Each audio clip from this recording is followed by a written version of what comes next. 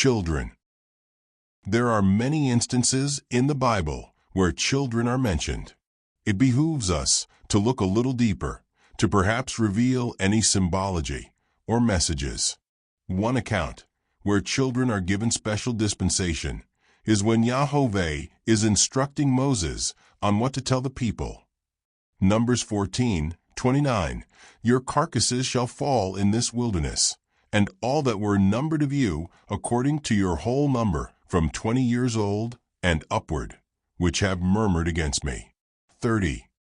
Doubtless ye shall not come into the land, concerning which I swear, to make you dwell therein, save Caleb, the son of Jephunneh, and Joshua, the son of Nun. 31. But your little ones, which ye said should be a prey, them will I bring in, and they shall know the land, which ye have despised. The land here is the promised land that the Lord promised to the children. Make a note that here, Yahweh has declared only the little ones will be allowed to enter. We should also think spiritually regarding the promised land, because that promise has also been made. Revelation 21:1, And I saw a new heaven and a new earth, for the first heaven and the first earth were passed away, and there was no more sea. 2. And I, John, saw the holy city, New Jerusalem, coming down from God out of heaven, prepared as a bride, adorned for her husband.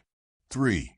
And I heard a great voice out of heaven, saying, Behold, the tabernacle of God is with men, and he will dwell with them, and they shall be his people, and God himself shall be with them, and be their God. This is a vision of the eternal kingdom, the real promised land. Make note of the sea and bride. They are both used symbolically elsewhere, as we shall see. What John saw and described is what had been prophesied before. Jeremiah 30:8, For it shall come to pass, in that day, saith the Lord of hosts, that I will break his yoke from off thy neck, and will burst thy bonds, and strangers shall no more serve themselves of him. 9. But they shall serve the Lord their God, and David their king, whom I will raise up unto them. Here is a case where the translators could have used the definition of David rather than the proper name.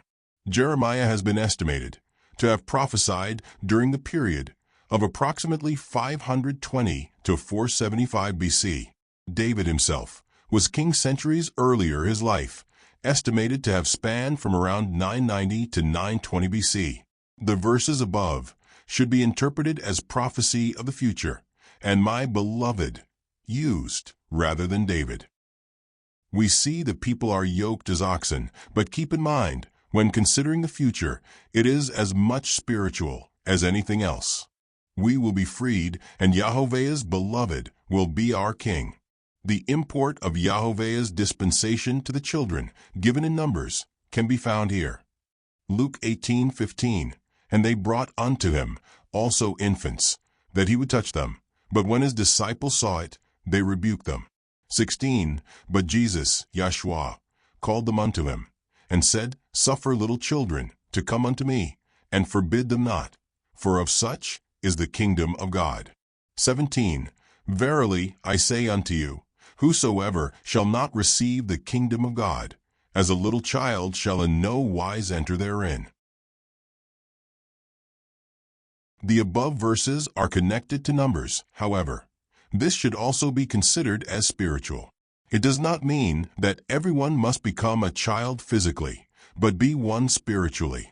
That is, be innocent like the children in the desert, who had no responsibility for being idolatrous.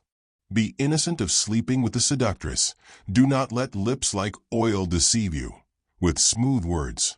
Don't accept the yoke around your neck and serve another. To study the New Testament, we need to go to the Greek language of the region at that time. Although people still spoke Hebrew, there was a common Greek in use also after Alexander conquered the area, and before the Romans did the same. The books of the New Testament were written in Greek to be available to as many people as possible at that time, even outside of the region. The Greek for child, in verse 17 above, is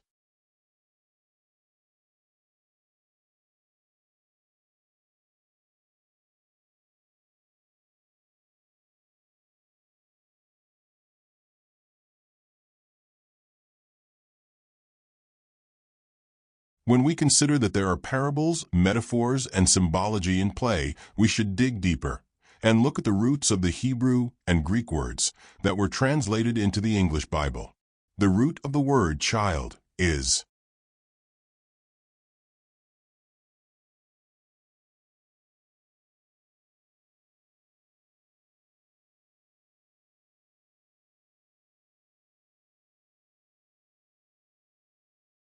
We see the deeper meaning of Yahshua's words.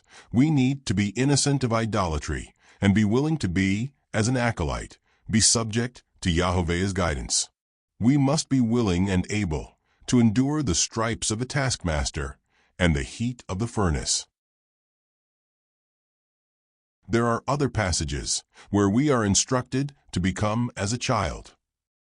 2 Kings 5:10 And Elisha sent a messenger unto him, saying, Go and wash in Jordan 7 times, and thy flesh shall come again to thee, and thou shalt be clean.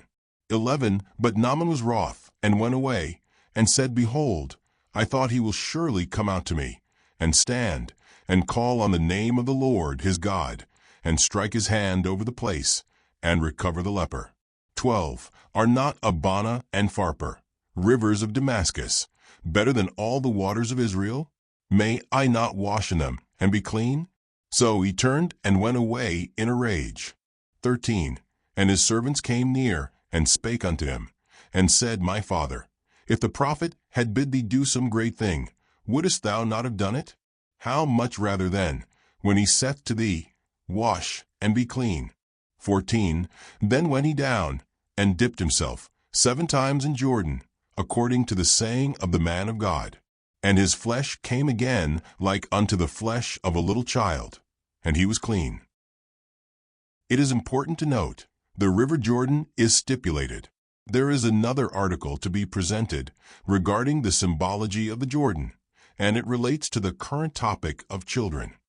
For now, the lesson is that a diseased person was cleansed and became as a child. This is symbolic of how we must take part of the living water to be cleansed and be seen as innocent, like a young child eager to serve. And recall the woman by the well. John 4:13 Jesus answered, and said unto her, Whosoever drinketh of this water shall thirst again. 14 But whosoever drinketh of the water that I shall give him shall never thirst, but the water that I shall give him shall be in him a well of water, springing up into everlasting life. This is the living water, the water we can consume, that cleanses us from within, a spiritual cleansing, like the waters of the Jordan, cleanse the outside. To close this study, let's apply our transliteration tool to verse 14, above, from the book of 2 Kings. The words, their Strong's reference numbers, definitions, and roots are listed below.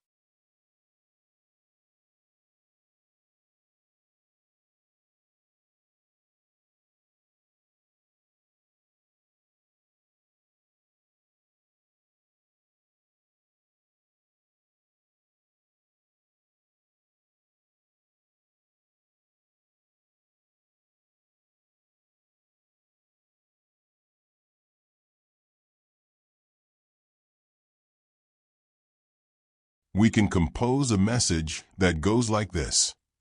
I will fetch my people home again, and their nakedness shall be cut off. My children will be purified and become unadulterated and innocent.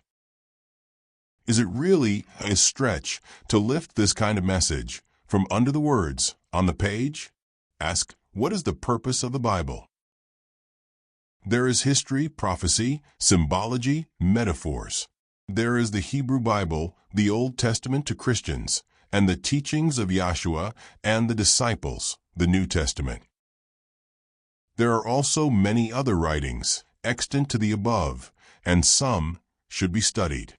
But take time to study the prophecies, because there is one message repeated over and over. God will destroy the enemy and gather his children. They will have to endure much prior to this. But think about our reality. Another dimension exists. Randomness cannot be in control, and further study of biblical symbology, we'll have some eye-opening revelations. When verses such as those encountered so far are considered, many dismiss the Bible, refusing to accept a person's skin can be healed, that is, leprous lesions disappear, simply by washing in a river. But studying those verses and seeking a deeper meaning, we can use them, like this particular event, to realize the analogy being made. The healing is spiritual, even though we don't have to deny miracles, since a super advanced technology has to exist. The more one studies, the more it should become apparent what our true reality is: be destroyed or be accepted.